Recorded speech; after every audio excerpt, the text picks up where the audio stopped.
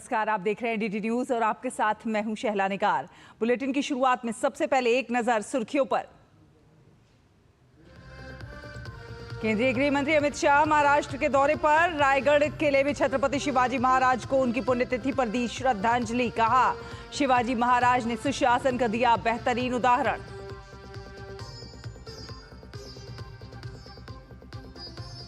ममता सरकार में कानून व्यवस्था एक बार फिर सवालों के घेरे में। मुर्शिदाबाद में हिंसा पर कलकत्ता हाईकोर्ट में जनहित याचिका पर सुनवाई। अदालत ने केंद्रीय बलों की तैनाती का दिया आदेश।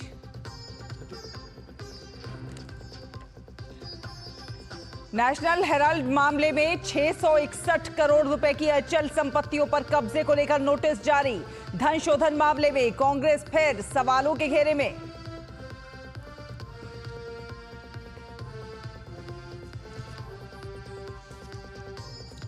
केंद्रीय कृषि मंत्री शिवराज सिंह चौहान की मौजूदगी में बिहार में एनडीए नेताओं की बैठक। शिवराज सिंह चौहान ने विकसित भारत के लिए विकसित बिहार को बताया जरूरी।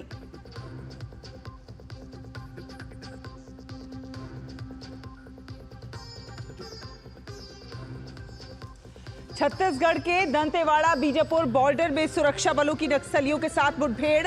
3 नक्सली ढेर। दंतेवाड़ा में 8 नक्सलियों का आत्मसमर्पण।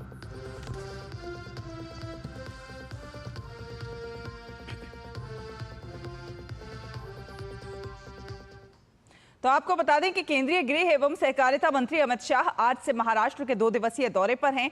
अमित शाह ने रायगढ़ किले में छत्रपति शिवाजी महाराज को उनकी पुण्यतिथि के मौके पर श्रद्धांजलि दी। कार्यक्रम में मुख्यमंत्री देवेंद्र फडणवीस, उप मुख्यमंत्री अजीत पवार भी मौजूद रहे।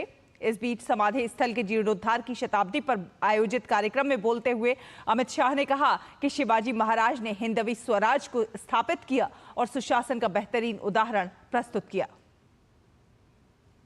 मैं राजमाता जिजाऊ को मन पूर्वक प्रणाम करना चाहता हूं, क्योंकि मैंने शिव चरित्र को पढ़ा है। जिजाऊ ने छत्रपति को न केवल जन्म दिया, उनको स्वराज, स्वधर्म और स्वभाषा का पुनरुद्धार करने की प्रेरणा भी जिजाऊ ने दी। एक बाल शिवा को समग्र देश को स्वतंत्र कराने का विचार भी जिजाऊ ने दिया और एक बाल शिवा को हिंदवी स्वराज के संस्थापक बनाने का विचार भी जिजाऊ ने दिया। अमित शाह ने साथ ही ये भी कहा कि शिवाजी महाराज का मतलब संकल्प, समर्पण, स्वराज है। उन्होंने साथ ही ये भी कहा कि देश भर के युवाओं को इस प्रेरणा स्थल पर आना चाहिए। मैं उस व्यक्ति के ऐतिहासिक राज्यसभा में खड़ा हुआ था जिसने हिंदुस्तान के कण कण में स्वधर्म के लिए, स्वभाषा के लिए, स्वराज के लिए मरने की एक अमर जिजीविषा पैदा करने का काम किया। चारों ओर आदिलशाही, मुगलशाही, निजामशाही से घिरा हुआ ये महाराष्ट्र हिंदवी स्वराज में बदल गया और कुछ ही सालों में यहां से अटक से कटक तक, बंगाल तक, दक्षिण में तमिलनाडु तक, गुजरात समेत समग्र देश को स्वराज का स्वप्न सफल होता हुआ दिखाई पड़ा। केंद्रीय गृह मंत्री अमित शाह महाराष्ट्र के दौरे पर हैं। उन्होंने रायगढ़ में अपने कार्यक्रम के दौरान छत्रपति शिवाजी के बलिदान को याद करते हुए कहा कि छत्रपति शिवाजी ने अपने दृढ़ संकल्प से सिंधु से कन्याकुमारी तक भगवा फहराने का काम किया। उन्होंने शिवाजी को दृढ़ इच्छा शक्ति, अदम्य साहस और अकल्पनीय रणनीति का परिचायक बताया। 12 साल का बच्चा जिजाऊ की प्रेरणा से प्रतिज्ञा करता है कि सिंधु से कन्याकुमारी तक फिर से एक बार मैं भगवा फहराने का काम करूंगा। मैंने आज तक दुनिया के कई नायकों के जीवन चरित्र पढ़े हैं, मगर ऐसी दृढ़ इच्छा शक्ति, अदम्य साहस, अकल्पनीय रणनीति और रणनीति को पूरी करने के लिए समाज के हर वर्ग को साथ में जोड़कर एक अपराजित सेना का निर्माण करना शिव छत्रपति के सिवा किसी ने नहीं किया है। अमित शाह ने अपने कार्यक्रम के दौरान शिवराय की परिकल्पना का जिक्र किया, जिसमें उन्होंने आजादी के 100 वर्ष पूरे होने के बाद भारत के प्रथम स्थान पर होने की बात कही थी। आज हम देश की आजादी के 75 साल के बाद दुनिया के सामने सर उठाकर खड़े हैं और हम संकल्प करते हैं कि 100 साल जब हो गए आजादी को, दुनिया में 1 नंबर पर हमारा भारत होगा। उसकी मूल कल्पना इस शिवराय ने रखी। फिलहाल एक छोटा सा ब्रेक के उस पार खबरों का सफर जारी है। देखते रहिए डीडी न्यूज।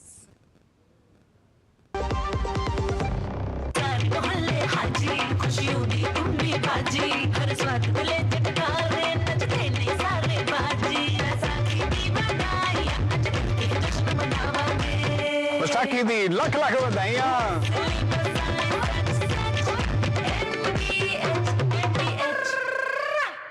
जब धरती चीर कर निकलता है लोहे का पत्थर और मिलता है मोंगिया के जोश से, फिर तपता है, पिघलता है और बनता है फौलाद। अब होता है सरिया सारी खूबियों के साथ। मोंगिया स्टील, मजबूत देश का मजबूत सरिया। जो लक्ष्य चुना था समझ आने लगा है। जीएलए यूनिवर्सिटी, उच्च लक्ष्य की निश्चित प्राप्ति।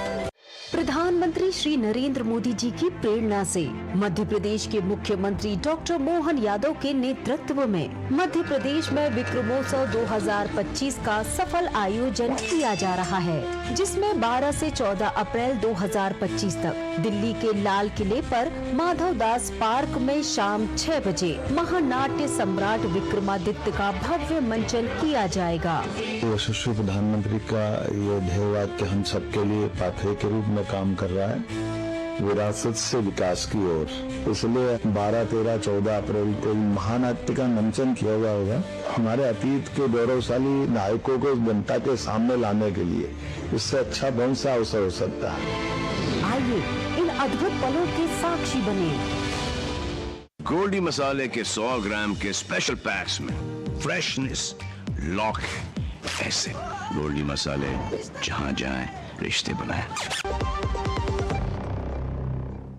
ब्रेक के बाद स्वागत है आपका। आप देख रहे हैं डीडी न्यूज। आपको बता दें कि national Herald money laundering case में प्रवर्तन निदेशालय यानी कि ईडी ने एक बड़ी कार्रवाई की है। प्रवर्तन निदेशालय ने बताया है कि उसने नेशनल हेराल्ड के 661 करोड़ रुपए की अचल संपत्ति पर कब्जे के लिए नोटिस जारी किया है, जिसे उसने कांग्रेस नियंत्रित एसोसिएटेड जर्नल्स लिमिटेड यानी कि एजेएल के खिलाफ धन शोधन मामले की जांच में कुर्क किया था। यह मामला कांग्रेस पार्टी से जुड़े नेशनल हेराल्ड अखबार से संबंधित है और इसमें वित्तीय अनियमितताओं के आरोप हैं।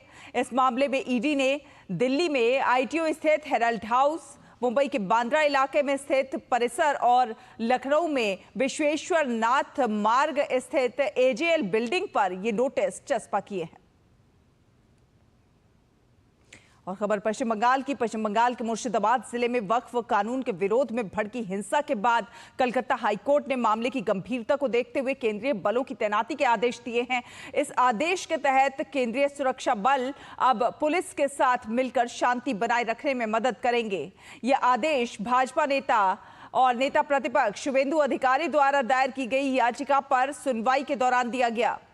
न्यायमूर्ति सोमैन सेन और न्यायमूर्ति राजा बसु चौधरी की विशेष खंडपीठ ने कहा कि जब हिंसा और अपराध के आरोप सामने आते हैं तो अदालत को चुप नहीं बैठना चाहिए। उन्होंने इस बात पर जोर दिया कि असली अपराधियों को पहचान कर उनके खिलाफ सख्त कार्रवाई की जानी चाहिए। शुवेंदु अधिकारी ने अपनी याचिका में राज्य के 4 जिलों के कुछ हिस्सों में केंद्रीय बलों की तैनाती की मांग की थी। और वक्फ संशोधन कानून के खिलाफ पश्चिम बंगाल में मुस्लिमों का हिंसक प्रदर्शन जारी है।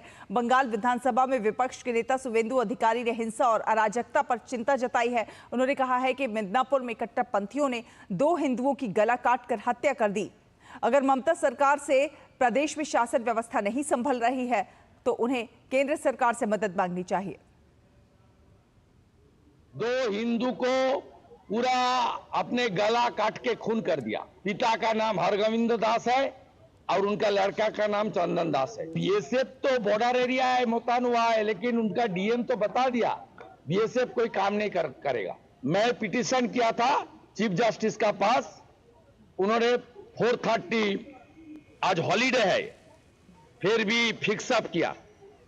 ये तो फेडरल स्ट्रक्चर है, सीधा सेंट्रल गवर्नमेंट कुछ नहीं कर सकता। और रेल किसका प्रॉपर्टी है? देश का प्रॉपर्टी है।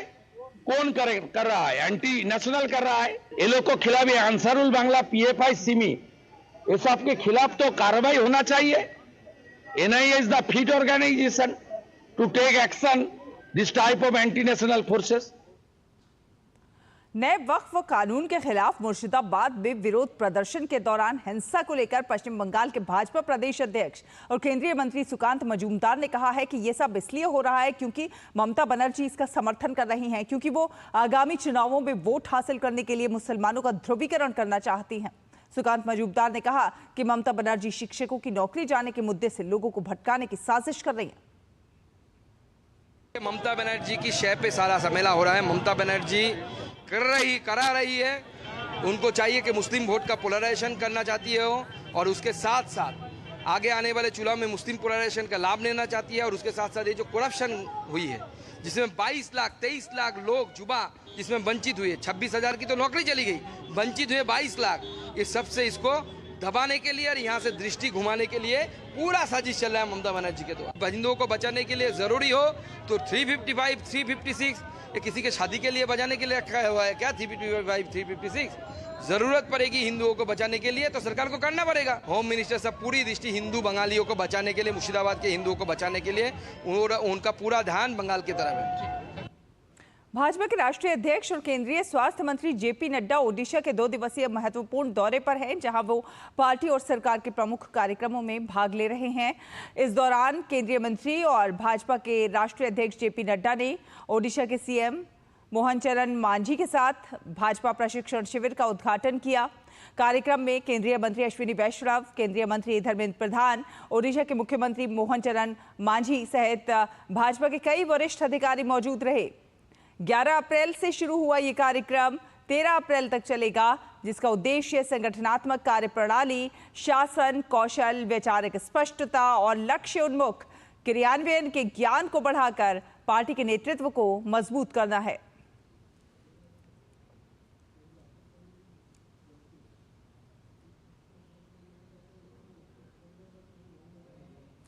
और आपको बता दें कि छत्तीसगढ़ का बस्तर देश का एक ऐसा इलाका है जिसे वर्षों तक नक्सलवाद की गिरफ्त में था, लेकिन अब तस्वीर बदल रही है। मिशन 2026 के तहत सुरक्षा बल बस्तर के दुर्गम इलाकों में घुसकर नक्सलियों के खिलाफ ताबड़तोड़ अभियान चला रहे हैं, जिसमें सुरक्षा बलों को बड़ी सफलता मिल रही है और बड़ी संख्या में नक्सली आत्मसमर्पण भी कर रहे हैं।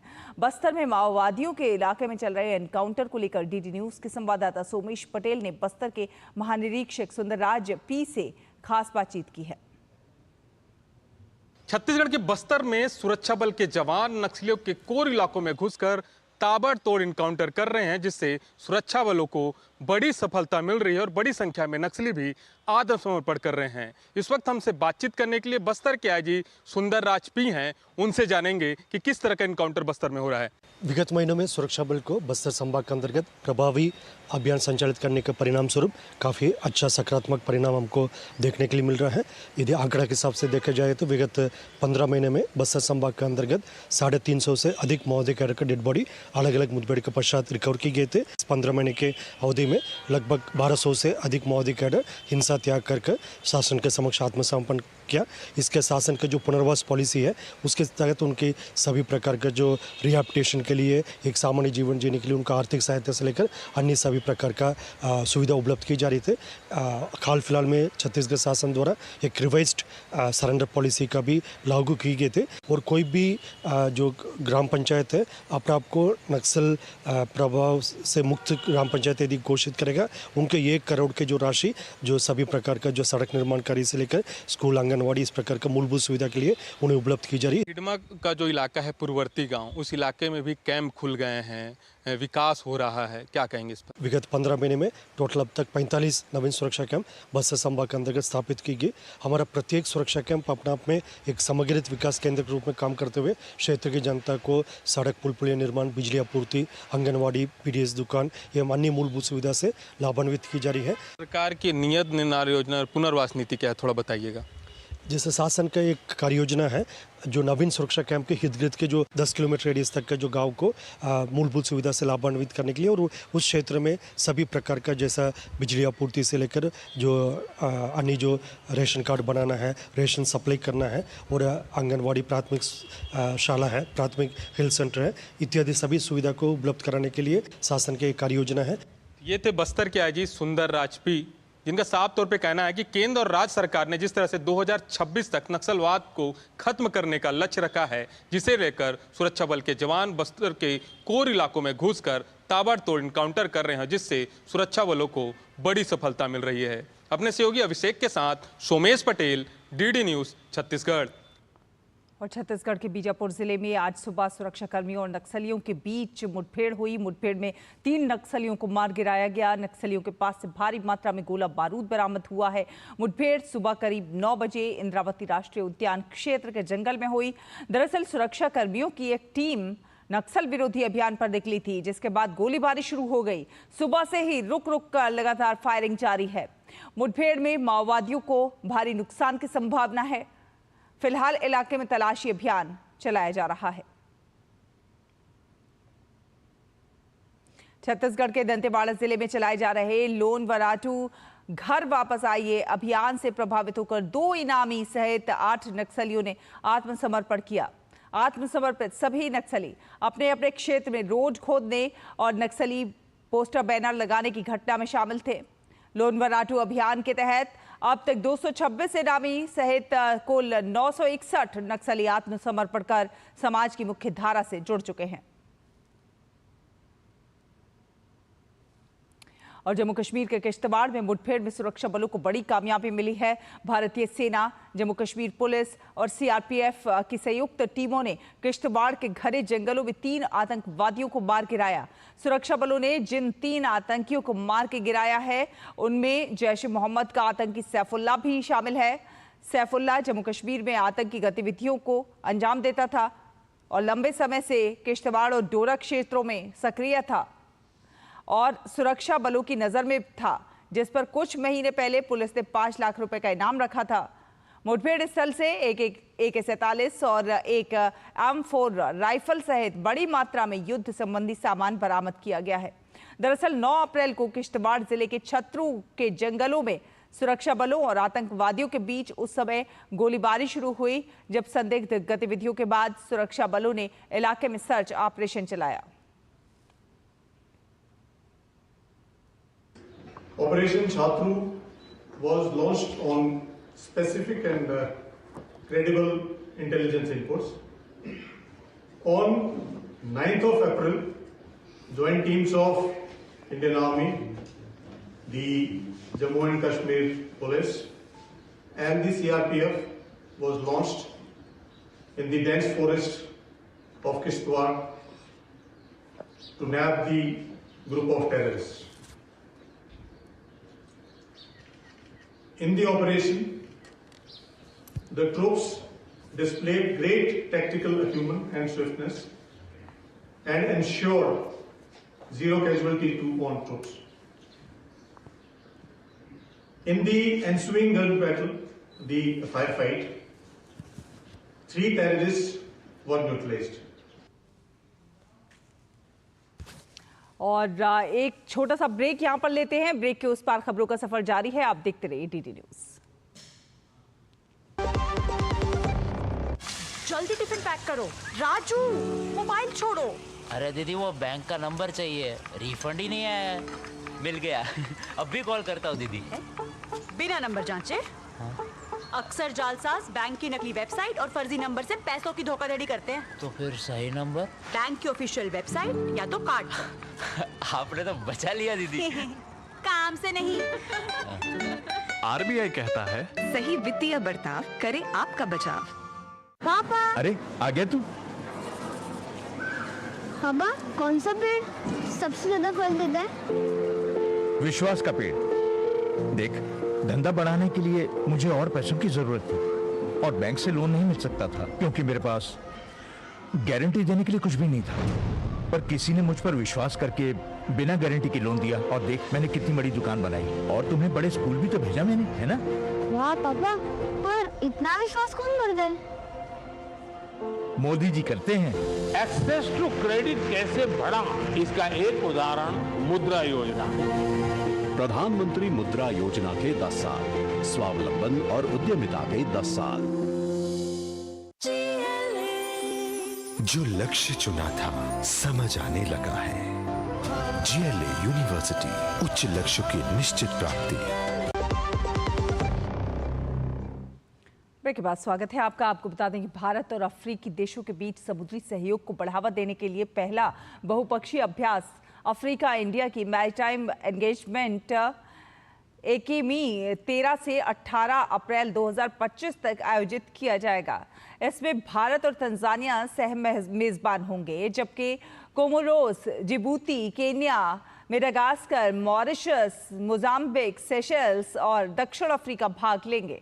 ये पहल प्रधानमंत्री नरेंद्र मोदी की क्षेत्रीय सुरक्षा और विकास की दृष्टि के अनुरूप है। INS चेन्नई और INS केसरी 10 से 11 अप्रैल को दार एस सलाम पहुंचे, जहां पर Tanzania People's Defence Force TPDF के साथ उद्घाटन समारोह आयोजित हुआ।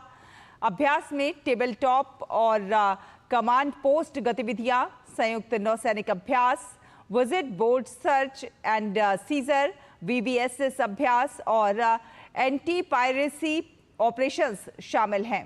INS सुनैना भी अभ्यास में भाग लेगी। कार्यक्रम के दौरान योग, खेल और सार्वजनिक विजिट्स जैसी गतिविधियां भी होंगी।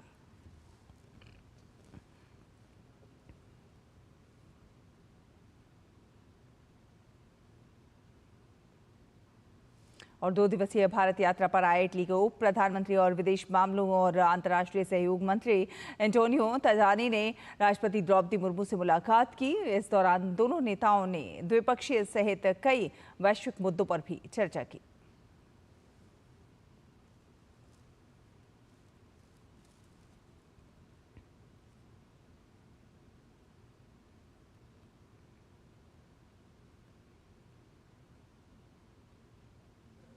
सेना प्रमुख जनरल उपेंद्र द्विवेदी ने पश्चिमी सीमाओं पर भारतीय सेना की वज्र कोर का दौरा किया। उन्होंने ये दौरा अपनी परिचालन तैयारियों का आकलन करने के लिए किया। इस दौरान पश्चिमी कमान के general officer commanding in chief भी मौजूद रहे। वज्र कोर के जनरल ऑफिसर कमांडिंग ने COAS को मौजूदा सुरक्षा माहौल और कोर की तत्परता की स्थिति के बारे में जानकारी दी। इसके अलावा जनरल द्विवेदी ने जमीनी स्तर की तैयारियों की प्रत्यक्ष जानकारी लेते हुए अग्रिम स्थानों का भी दौरा किया। सेना प्रमुख ने सीमा और भीतरी इलाकों की सुरक्षा में भारतीय वायुसेना, सीमा सुरक्षा बल, पंजाब पुलिस और अन्य हितधारकों के आपसी तालमेल पर संतोष व्यक्त किया। उन्होंने सैनिकों के उच्च मनोबल, व्यावसायिकता और अटूट समर्पण की सराहना की। और जम्मू कश्मीर के अखनूर सेक्टर में घुसपैठ रोधी अभियान के दौरान गोलीबारी में शहीद भारतीय सेना के junior commissioned officer JCO rank 9 Punjab के सूबेदार शहीद कुलदीप चंद को पुष्पांजलि अर्पित की गई। शहीद कुलदीप चंद नियंत्रण रेखा पर केरी भट्टल इलाके में घुसपैठ कर रहे आतंकियों के साथ मुठभेड़ में गंभीर रूप से घायल हो गए थे।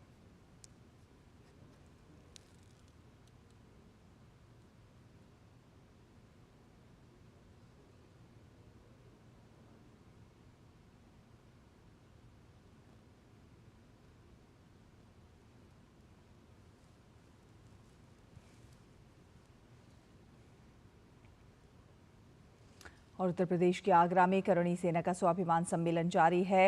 राणा सांगा की जयंती पर हो रहे इस आयोजन में हजारों लोग पहुंचे हुए हैं। समाजवादी पार्टी के राज्यसभा सांसद रामजी लाल सुमन के राणा सांगा पर विवादित बयान के खिलाफ करणी सेना ने आगरा में विरोध प्रदर्शन की घोषणा की है। इस दौरान कार्यकर्ताओं ने रामजी लाल सुमन को लेकर जमकर नारेबाजी की। इस बीच पुलिस और प्रशासन ने सुरक्षा के कड़े इंतजाम किए हैं। पुलिस किसी भी प्रकार की हिंसा को रोकने के लिए कमर कस चुकी है। पुलिस सोशल मीडिया पर पूरी नजर रख रही है और अब तक 1300 लोगों को नोटिस जारी किए जा चुके हैं। एक company rapid action force RAF, 8 company PAC और बड़ी संख्या में उत्तर प्रदेश पुलिस के जवान और अधिकारी सभा स्थल से लेकर सुमन के घर तक के पूरे रूट पर तैनात किए गए हैं।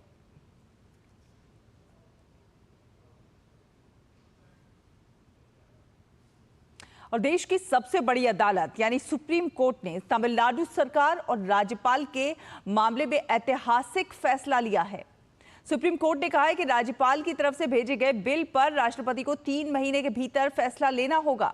सुप्रीम कोर्ट ने अपने अहम फैसले में कहा है कि जब राज्य विधानसभा की ओर से पारित बिल को गवर्नर आगे विचार के लिए राष्ट्रपति के पास भेजें तो राष्ट्रपति 3 महीने में उस पर फैसला लें।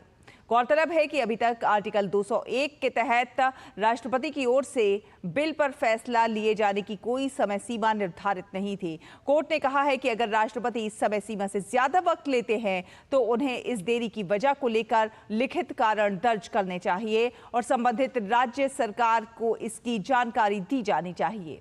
सुप्रीम कोर्ट ने कहा कि राज्यपाल की ओर से भेजे गए किसी बिल को राष्ट्रपति ने इसलिए रिजर्व रखा है कि उसमें संवैधानिक कानूनी वैधता से जुड़े सवाल जुड़े हैं, तो ऐसी हालत में राष्ट्रपति आर्टिकल 143 के तहत इस पर सुप्रीम कोर्ट से राय मांग सकते हैं।